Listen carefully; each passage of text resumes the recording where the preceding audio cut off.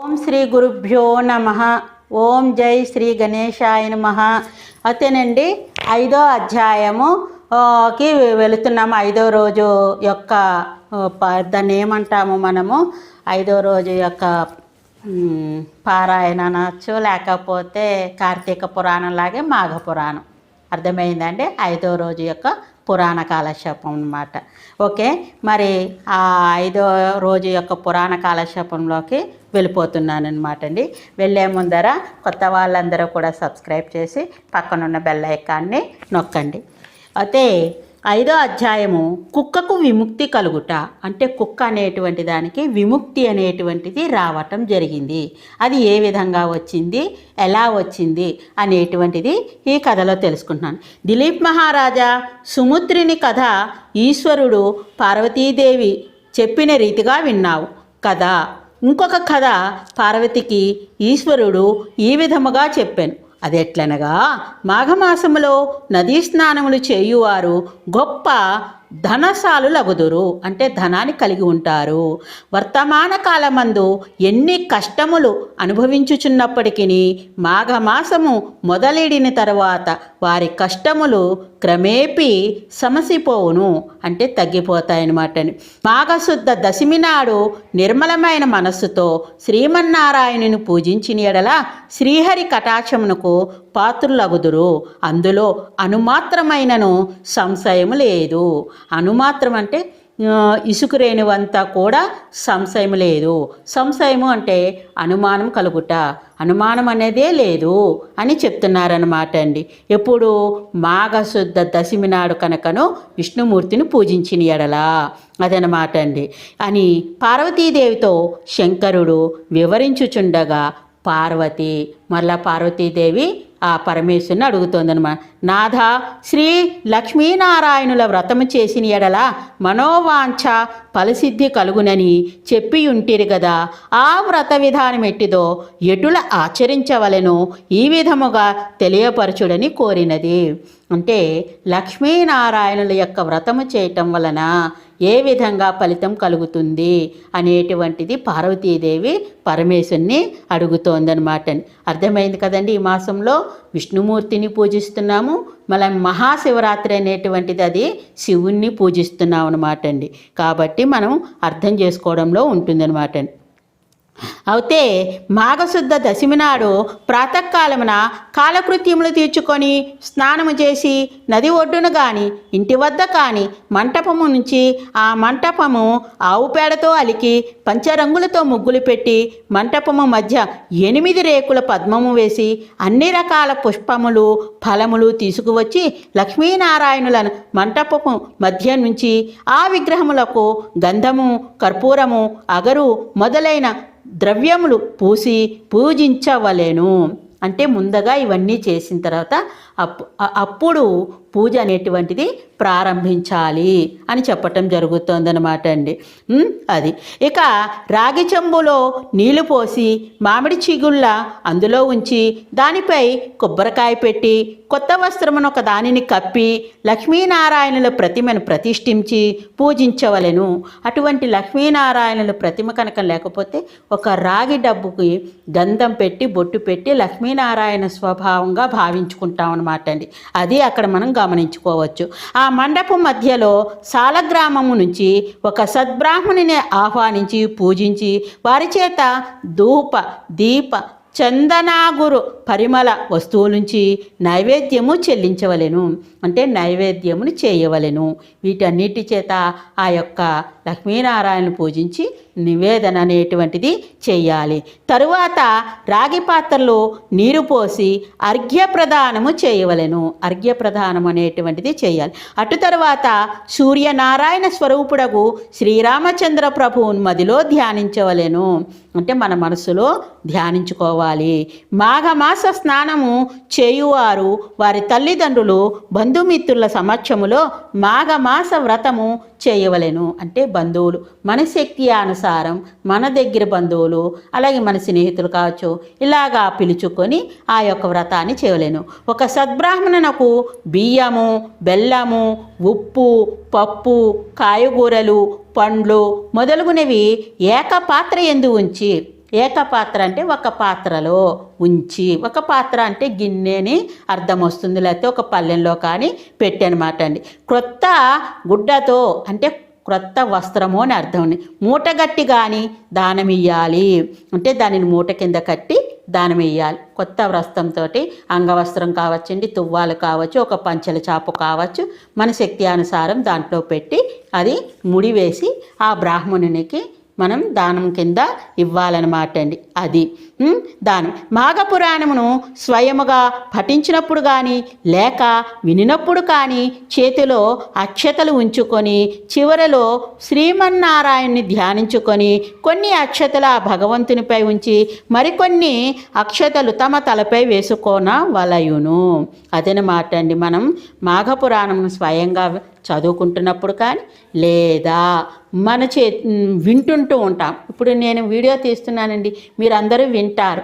అటువంటప్పుడు కానీ అక్షతలు చేతిలో ఉంచుకొని ఆ యొక్క పూర్తి అయిపోయిన తర్వాత కొన్ని అక్షతలు భగవంతుని యందు వేసి కొన్ని అక్షతలు తలపైన వేసుకుంటే మంచిది అని చెప్పటం జరుగుతుందన్నమాట అండి. ఓ శాంభవి, మాఘస్నానం చేసి మాఘశుద్ధ దశమి నాడు లక్ష్మీనారాయణులను నిష్ఠతో పూజించిన ఎడల ఎటువంటి మహాపాపములైనను నశించిపోవును. అంటే మనం చేసే పాపాల్లో ప్రాయచిత్తం అనేది కలిగింది. అంతేకాదండి, మరలా ఇక అటువంటి పాపాలు చేయకూడదు అని గ్రహించాలన్నమాట అండి. ఇందులోకి ఒక ఉదాహరణ కూడా తెలియజేసేదును.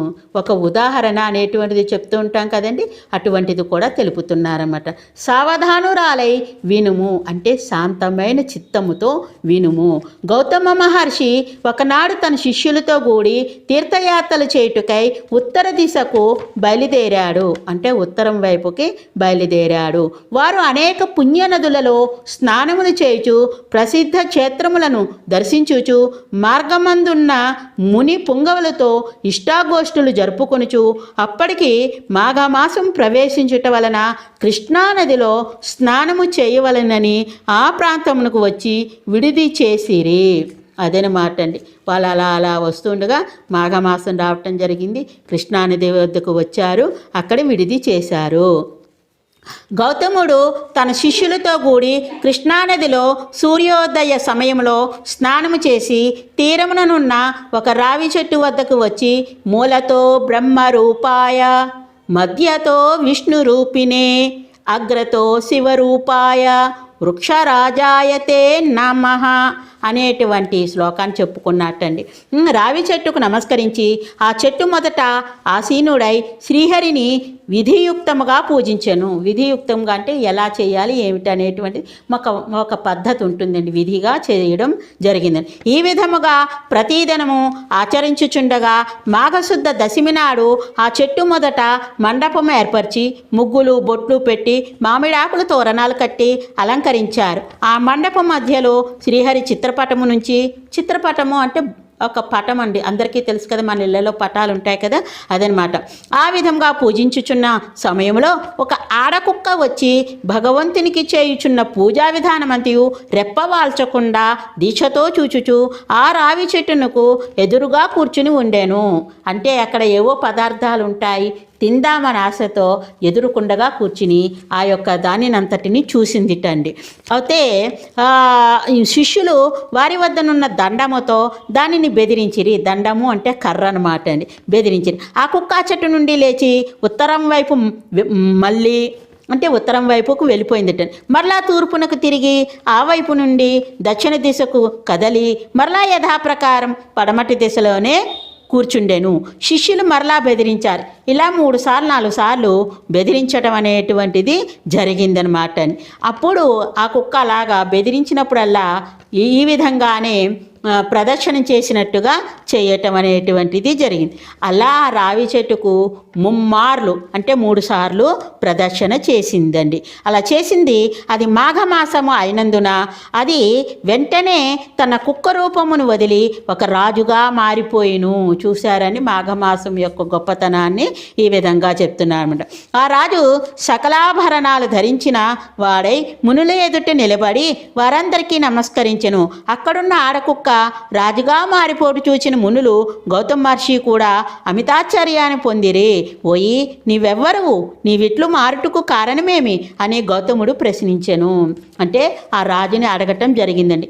మునిచంద్రమా, నేను కళింగరాజును, మాది చంద్రవంశము, నా పేరు జయచంద్రుడు, నాకు అన్ని విద్యల యందు ప్రావీణ్యత గలదు. ప్రావీణ్యత అంటే నేర్పు కలిగినట్టు ఉండేటువంటిది. నా దేశ ప్రజలను ధర్మ మార్గమున పరిపాలన చేయుచూ ఉన్నాను. దాన ధర్మములని నాకు అతి ప్రేమ. నేను అనేక దానాలు చేసి ఉంటుంది. గోదానం, భూదానం, హిరణ్యం, సాలగ్రామ దానాలు ఇలాంటివన్నీ కూడా చేయటం జరిగిందనమాట. ఎక్కువగా అన్నదానము, తిలదానము చేసి ఉన్నాను. అనేక ప్రాంతాలలో చెరువులు త్రవ్వించాను, నూతులు త్రవ్వించి బాటసాలకు నీడనిచ్చు నిమిత్తం చెట్లను నాటించాను, ధర్మశాలలను కట్టించాను, పశువులు త్రాగుటకు నీటి గుంటలు త్రవ్వించాను. నిత్యము బీద ప్రజల నిమిత్తం అన్నదానములు, మంచినీటి చలివేంద్రములు, మరెన్నో పుణ్యకార్యములు చేసి ఉన్నాను. అనేక దేవాలయాలు నిర్మించి దైవ విగ్రహాలను ప్రతిష్ఠించాను. సద్బ్రాహ్మణుల చేతను, వేదాలు చదువు పండితుల చేతను ఎన్నో క్రతువులు చేయించాను. పురాణాలలో ఉన్న ధర్మాలన్నీ చేసి ఉన్నాను. కానీ నేను ఇలా కుక్కనయ్యాను. దానికి కారణము లేకపోలేదు. ఆ కారణము కూడా విశదపరచెదను వినుడు అనేటువంటిది చెప్పడం జరిగింది. విశదపరచుట అంటే తెలియపరచుట అని. ఒకానొక దినమున ఒక ముని పుంగవుడు గొప్ప యజ్ఞం ఒకటి తలపెట్టాడటండి. యజ్ఞము చేయుటకు సామాన్య విషయము కాదు కదా. దానికి ధనము, వస్తువు, సముదాయము చాలా కావలేను. ధనము, దానికి కావలసిన వస్తువులు, సముదాయం చాలా. సముదాయం అంటే ఒక గుంపుగా అని చెప్తామండి. వేరే అర్థంలో అయితే అన్నీ సేకరించి పెట్టుకోవడం అనమాట అండి. కాబట్టి ఆ ముని పుంగవుడు నా వద్దకు వచ్చి అర్థించాను. అంటే రాజా, ఈ విధంగా చేస్తున్నానని నమ్రత తోటి అడగటం జరిగిందనమాట. ముని సత్తముడు వచ్చిన వెంటనే ఎదురేగి కాళ్ళు కడిగి ఆ నీళ్లు నా శిరస్సుపై జల్లుకొని కుశల ప్రశ్నలను అడిగి తిని ఆ మునియు నా సత్కారమునకు మిక్కిలి సంతసించి, రాజా, నీకు గుప్త విషయములు తెలియజేయదును. ఈ మాసములో మకర రాశి యందు సూర్యుడు ప్రవేశించును. గుప్త విషయములు అంటే రహస్యముగా ఉండేటువంటి విషయములను అని గ్రహించాలన్నమాట. ఆ దినమున సూర్యోదయం అయిన తర్వాత నీవు స్నానము చేసి భక్తి శ్రద్ధలతో మాఘమాస మహత్యమును చదువుట కానీ లేక వినుట కానీ చేసిన ఎడల ఎంతటి ఫలము కలుగునో అంతటి ఫలము ఇంత అంత అనేటువంటిది కాదు.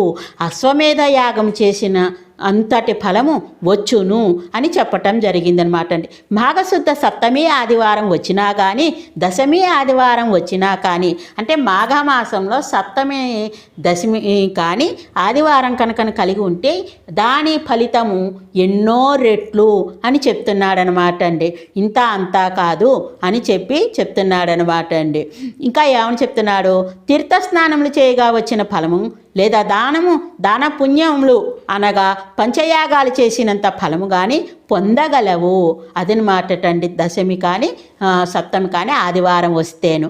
ఇక ఆదివారం వచ్చినా కానీ ఉదయమే స్నానం చేసినను మరియు మాఘ పౌర్ణమి రోజున ఉదయమున స్నానం చేసినను మానవుడు ఎటువంటి పాపములైనను విడవగలడు.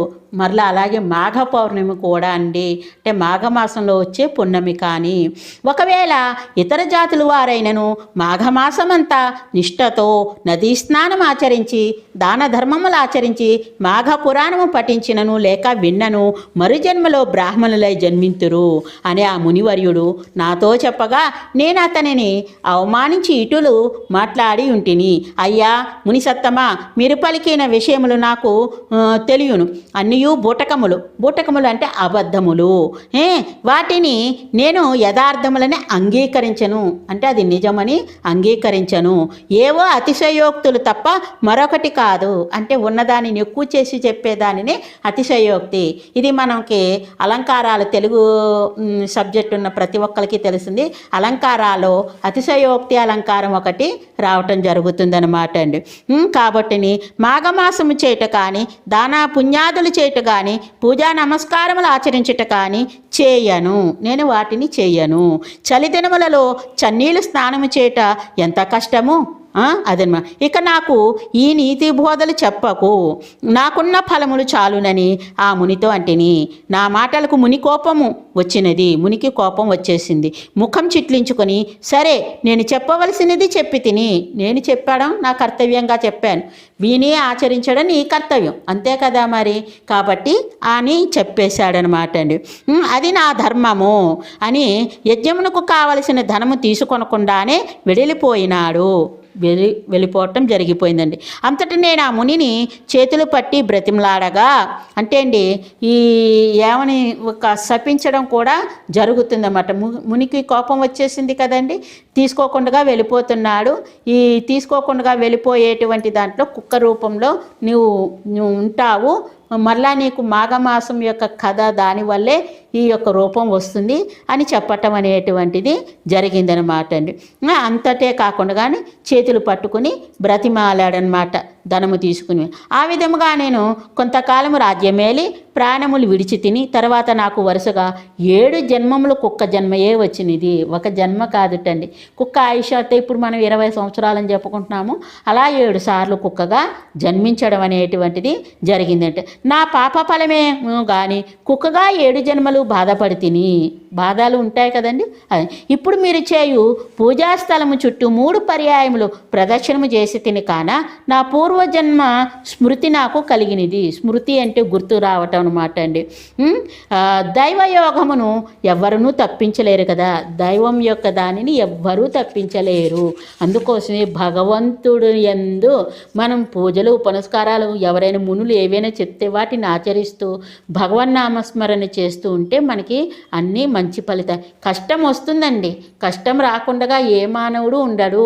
వాడు సుఖంగా ఉన్నాడని మనం అనుకుంటున్నాము, కానీ మనముగా బ్రతకడం అనేటువంటిది చెయ్యాలండి. మంచి ఉంటుంది, చెడు ఉంటుంది. కాబట్టి నాకు పూర్వజన్మ శృతి ఎటులు సంక్రమించినదో వివరింపదను, అంటే వివరిస్తున్నాను అని రాజు పలికాటండి. ఆ రాజు చెప్పిన వృత్తాంతం గౌతమముని ఆశ్చర్యపడి, మాఘమాసము నీవు చులకనగా చూచుట వలన ఎంతటి విపత్తు వాటిల్లనో అనుభవమే చెప్పుచున్నది. నీ వద్దకు వచ్చిన ముని సత్తముడు ఉత్తముడు, చాలా ఉత్తమైన. అతను పలికిన విషయములనియు యథార్థములే. నీవు కుక్కవై ఎటుల పవిత్రుడు అయితువో ఆ వృత్తాంతముని వివరించేదను, సావధానుడివై ఆలకింపుము. నేను నా శిష్యులతో కృష్ణవేణి తీరమందుండి ఈ మాఘమాసమంతయు కృష్ణానదిలో స్నానములు జపములు చేసి తిరిగి మరొక పుణ్యనదికి పోదుమని వచ్చి ఉంటిమి. అంటే ఇంకా రేపు ఏమో ఎల్లుండో మాఘమాసం అనగా వాళ్ళు అలా వస్తూ ఉంటే కృష్ణానది సమీపం వచ్చింది కాబట్టి ఇంక ఈ మాఘమాసం అంతయు ఈ కృష్ణానది వద్దనే ఉండి మన పూజ కార్యక్రమాలు క్రతువులు ఇటువంటివన్నీ నిర్వర్తించుకుందాము అని చెప్పేసి మేము ఇక్కడే ఉన్నాము. ఈ మాసం అంతా పూర్తయిపోయిన తర్వాత మరొక ప్రదేశానికి బయలుదేరుతామని ఆ యొక్క గౌతముని చెప్పటం జరుగుతోందనమాట అండి.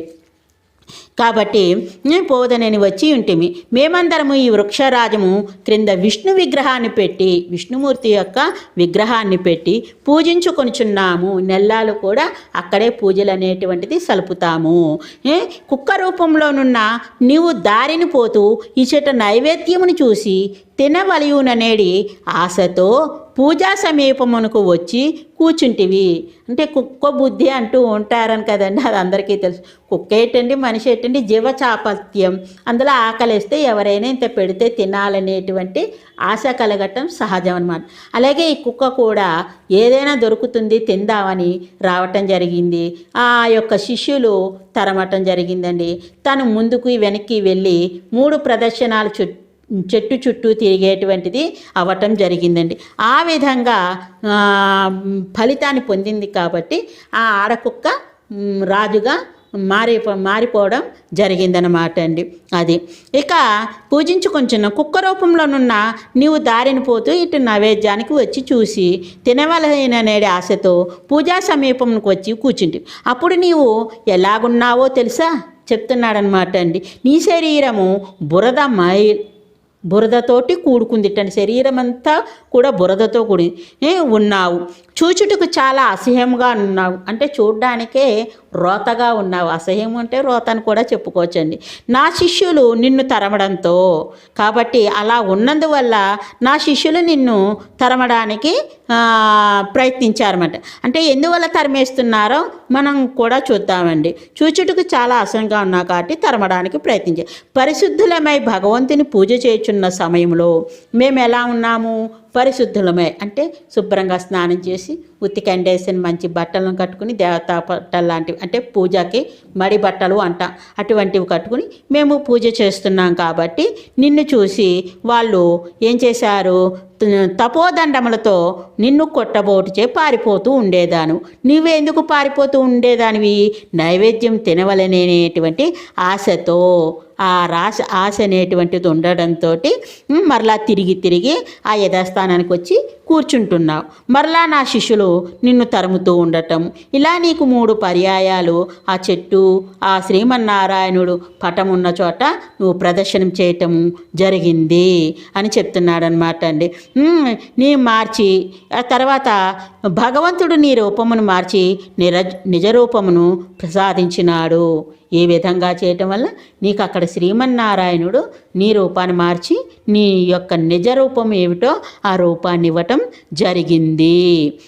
అనగా భగవంతుని మండపము చుట్టూ తిరుగుట వలన మాఘమాస ఫలము కలిగి పునర్జన్మ వచ్చిందన్నమాట. నీకు పూర్వజన్మ వచ్చింది అదనమాట.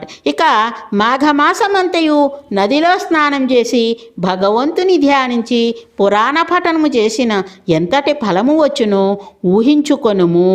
అంటే ఊహలోకి వెళితే అండి, కొన్నింటికి ఊహలోకి వెళ్తూ ఉంటారు కదండి. పగటి కళల కనకరాని కూడా అంటూ ఉంటారు కదండి. అంటే ఇక్కడ ఈ మాఘమాసం యొక్క విశిష్టత ఇంత అంతా కాదని చెప్పడమే ఊహలోకి వెళ్ళమన్నాడనమాట అండి. ఈ విధంగా చెప్పడంతో ఊహించుకొనుము. రాజు వినుచుండగా అంతలోని ఆ రావి చెట్టునకున్న ఒక తొర్ర నుండి ఒక మండూకము బయటకు వచ్చి గౌతమ ఋషి పాదాలపై బడి బెకబెకమని అరిచి అటూనిటూ గెంతుచుండెను. అట్లు గెంతుటలో మండపము వద్దకు వచ్చి చూచుచుండగానే కొంచెములో హఠాత్తుగా కప్ప రూపమును వదిలి మునివనితగా మారిపోయెను. ఈ మండూకము అంటే కప్ప అనమాట అండి. ఆమె తొర్రల్లోనే ఉందన్నమాట. అసలు కప్ప నీళ్ళలోనూ ఉంటుంది, బయట ఉంటుంది. అందుకోసం కప్పకి బాహ్య చర్మం అనేటువంటిది నీళ్ళలోనూ తట్టుకునేది ఉంటుంది, బయట తట్టుకునే శక్తి ఉంటుందన్నమాట అండి. అటు ఇటు గెంతుచూ ఉండగా ఆ చెట్టు దగ్గరికి వచ్చేటప్పుడే ఆమె ఒక ముని వనితగా మారిపోయింది. అంటే